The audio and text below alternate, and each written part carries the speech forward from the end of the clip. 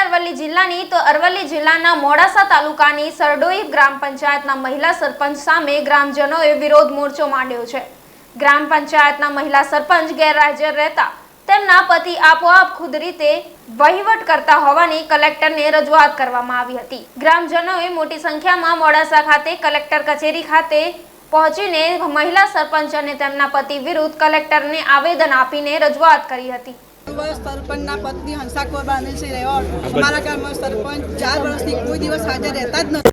કોઈ પણ કાર્ય કામ બતાવીએ તેમના પતિ એસપી આપણને કોઈ સહી ભરણનો દાખલો લે છે તો પણ આપણે તકલીફ પડે છે। ગામ લોકો બહુ હેરાન થઈ ગયા છે। કોઈ પણ કામ હોય લાઇટનું આ જગ્યાએ લાઇટ નથી તો પણ કોઈ સાંભળતા જ નથી। હવે એમના વાઇફ છૂટાયા એ દિવસે ગામમાં આવ્યા છે, એ પછી મિટિંગમાં બી હાજર નથી રહેતા અને વહીવટ આ જયદતસિંહ પોતે કરે છે અને એના પાસે લુખા તત્વો બહુ છે અને જે કોઈ રજૂઆત કરે તો એને સેઠી ધમકીથી જ વાત કરે છે। એવા ઇન્સિડન્ટો 2-3 બી બની ગયા છે। એક જીવનપુર બી બનેલો છે। આ લીઝની ગાડીઓ પાસેથી બી પૈસા ઉઘરાવે છે।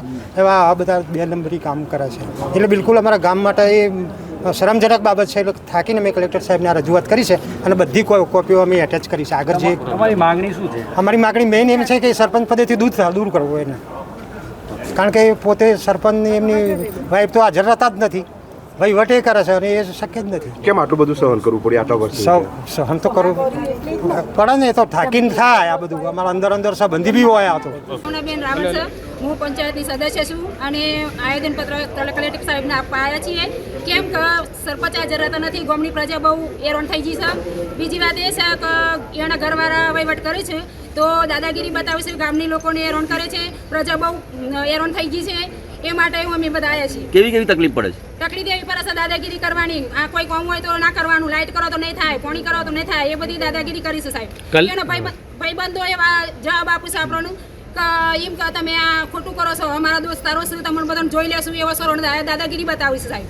કલેક્ટરમાં શું રજૂઆત કરી છે? કલેક્ટરમાં એ રજૂઆત કરી સાહેબ કે અમારા આવેદનપત્રક આપવું છે, સરપંચ બેન હાજર રહેતો નથી। અમે જ્યારે બેઠા સીટ ઉપર ત્યારે જ અમે જોયો છે, ત્યાર પછી અમારી ગ્રામસભામાં હાજર નથી અને અત્યાર સુધી જોયો નથી। એટલા